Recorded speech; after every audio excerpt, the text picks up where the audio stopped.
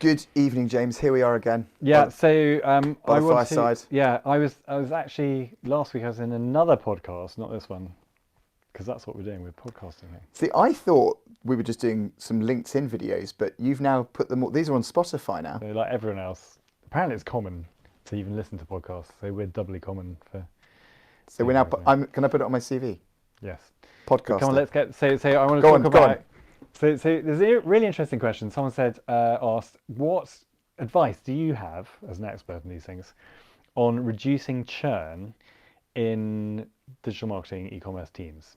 I thought that's a really interesting question, and I think there are quite a lot of red herrings here where people think that they can put in culture and by writing 7 different Values. Yeah. values on the wall, or there are balloon pools. No, what are they called? Ball pits. Ball Ball ponds. ball ponds, or slides, or free Beers. beer in a fridge in the corner. And that's all lovely, but I think actually, uh, there's a really big, really obvious thing that people just forget, which I think is great to talk about. And then there are 3 things that I'm going to pull together. But the really big thing is, and we love a military allusion here. Bit of an analogy. Bit of military history. Was the British Army in the Second World War? Most of the army were actually civilians. They weren't really soldiers. They'd just been drafted in to try and sort shit out during the war. And there's perceived to be, particularly around the time of the defeats in North Africa, a bit of a morale problem. Rommel Well, and the Desert Fox was getting in there. But Montgomery turned up, and he, there's this enormous study about housing conditions and uniforms and all this stuff. He came along and said, look, actually, the morale is all about just one thing. Are we successful in battle? If we're successful in battle, all the other things will sort themselves out. And I do think that's quite an important element. Most people want to join a company that's a success, or be in a company that's a success. And when it's not being a success, then they're less interested in being there. So that's number one thing. But actually, we talk to candidates, and they'll come up with a whole load of. We talk to candidates when they're leaving a job, when they're starting a job. We'll talk to candidates when they're not looking for a job. And they'll go through quite a long list of symptoms as to why they're happy or not happy. And I think they can be distilled down to 3 things. Are they being given clear strategic direction? Secondly, are they being given, which is sort of the opposite side of that coin, are they being given freedom tactically to actually do something, use their own agency to make a difference, and maybe be praised for that? But are they actually being allowed to do something? And thirdly, are they being given the resources to make that thing happen? So that might be, again, a bit too military, but strategically, No, I think that strategic is really obvious. Yeah. Tactical, okay, we might have to explain that. So, as when you're actually doing your day-to-day job, are you allowed to use your imagination, use your creativity, use your own agency to get things done? If you're just being told do what this, to do. then Follow you're this not going to process. get very much job satisfaction from that. But if you're allowed to actually go and solve a problem and make a difference, Yeah. that is a massive, gives you a massive sense of belonging and achievement and agency. And obviously resources. I mean, I don't need to tell you Yeah, why look, it's important to have resources. The bigger the budget you've got, the more excited you are about your job. Yeah, 100% right. Actually, I think if you're right, we do sit there and hear people fishing around for what they're looking for and fishing around for why they're not satisfied. It always really does come back to those 3 things. But we did a little bit of actual science. We did science Really? at Berenstain a few years ago now, but we did some research on this because we had that much data, and every time someone sent us a CV, we were saying, look, why do you want to leave your job? What are you looking for? That was the first part of our process. And the number one thing that came up in the word cloud, we didn't do a word cloud, but the number one thing was my boss. It all came back to their boss. Right. All right. So But what was it about the boss? Right, but what was They about? didn't have enough hair, or they were smelly, or Personal no. But it comes back to these 3 things. My boss doesn't have a clear strategic vision, isn't giving me freedom of action, isn't giving me the resources I need. And I think this comes back to, every time it comes back to management, it comes back to leadership, management leadership.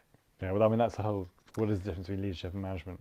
That's another whole Well, podcast. But yeah, we can do that. It probably is, but in this case, I think it's about management, because if you've got a good manager that stands back and hits those three things, then it's much more likely you'll have motivated and yeah, happy. so it's not about an inspirational bullshitter. It's about someone who actually quietly sets things out so that people understand what it is they're meant to be working on, allows them to get on with it, and gives them the resources to. I think nail on the head. Yeah. I think absolutely nail on the head. And I got, coming back to the military again, James, of course, you were in the Royal Navy. I was in the British Army. I had the privilege to work for some really good leaders, but almost universally, I worked for dreadful managers. So we talked a lot. So, everyone was motivated, and, everyone knew, what the big objective was, but the actual resource management was appalling. So we talked a lot about something called mission command. Mission command is that second point you made. So you are given your mission, and you're not told how to achieve it. And you're given your boundaries and your resources, and you go away and you achieve your mission, which is part of the bigger picture. But we preached it, we talked a lot about it, and it was something that the Germans employed to great effect at the Blitzkrieg, and we stood back and learnt from it. But in practice, it wasn't exercised. Everyone was always micromanaging the people below them at every level. And there's nothing that brings down morale more than hiring highly motivated people who are capable, train them, and then you don't let them do their job. Yeah. Well, yeah, dare I say it, there's a large American company where that happens, where a lot of the decisions are made in America, and you're sort of told what to do here. And you can see, very intelligent people, very motivated people who've got through a very long interview process to get into the company and paid lots of money. And that's an interesting thing. It's not about money. No. They go, well, what am I doing here that's actually making a difference? I'm just implementing some, policy that's made across the pond. Yeah, spinning your little wheel really, really fast. Yeah. Yeah. Look, I think it's right. I don't think churn is a difficult thing to handle. I think if you sit back and just listen to people, as we spend a lot of time listening to people, it's people are all pretty uniform. And you're right, it's not really the money, it's not the beer fridge, it's something bigger. And to put a nice bow around it.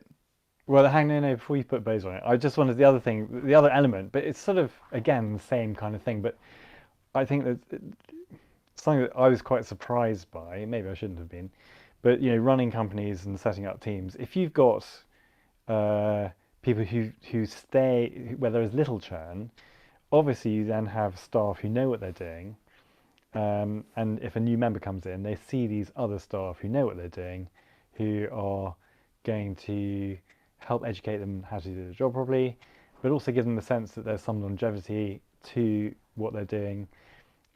That's a virtuous circle. If you have the opposite, where people are leaving every 9 months, even a year and a half, revolving doors, then there's just no continuity, and the whole organisation is not getting anywhere because all the staff are just learning how to do their job or thinking about leaving. Morale sinks. And actually, this is a really good point. And you're right. Before we put a bow around it, yeah. This is a really good point. One of the biggest issues I see is running teams too lean. Yeah. Having not enough people to do the work because you're thinking, we can just squeeze a bit more productivity out of a smaller team. Yeah. We'll get away with it. And invariably someone's on maternity leave. There's someone who's leaving because some churn is inevitable. There's someone who's just joining and isn't up to speed, and then and then it takes a long time to replace. So if you've only got just enough people to not really do the job properly, you're always going to be short. And then people who want to do a good job, who want to be reaching beyond and fulfilling their potential, are just going to get frustrated, and then they're going to go, and it exasperates the problem. So yeah, always having enough people, and then maybe a little bit of fat in the system, so that you've got people that can imagine, can try new things, can experiment, can innovate. Sorry, one other thing, pre-bow, putting on, is this bow's had a lot of hype, which is I think important, but is not universally important. But it is the whole sort of learning and development thing. I think if people feel that they're learning in their job, and that it's going to help their career, I think that can often be a a really sticky element of what they're doing, and I think that's to do with having inspirational leaders or managers above them that they can learn from, and maybe possibly a little bit of budget around learning and development. Well, given that I've said this is really a churn is all comes back to a failure of management. How much time do we spend training managers in the UK economy? We tend to train people to be really good at a job, but the management thing, well, you're really good at it. You've been doing it. Here's a team of 4 or 5 people who have less experience than you. Now you're going to manage them, and it's this sort of, well, what did you expect was going to happen? It's they might have good leadership abilities, they might have poor leadership, but can they manage that team? Yeah, that's a good point. I think a lot, the answer to your question is most people learn through osmosis on the job. They'll look at people senior to them, and they'll pick up good habits and hopefully chop off bad habits they see above them. And I think that could be a problem, given that we now work in this hybrid environment where people are spending less time in the office and they don't pick up those soft skills and those ways of managing people. We'll have to see how that pans out. You ready for my bow? Go on then. So, well, it's all about management. So, what you need is a manager. No, what you need is a really good headhunter. Oh, I see. Okay. Blatant plug. Yeah. Plug. Yeah. But it is important. It's all about the quality of the leadership you bring in. Anything else to add, or should we park it there? No, I think we've covered it. So just to recap, I think it's ideally you've got a business that's successful, because that helps a lot. But actually, even it doesn't matter so much. What people want is some kind of direction, some freedom, which can sound a bit not counterintuitive, but they might be against you. But they want strategic direction. They want to know where they're going, but they want to be allowed to work out how to get there, and they want the resources to do it. There you go. I concur, James. I concur. How very boring. Okay. Thanks, Patrick.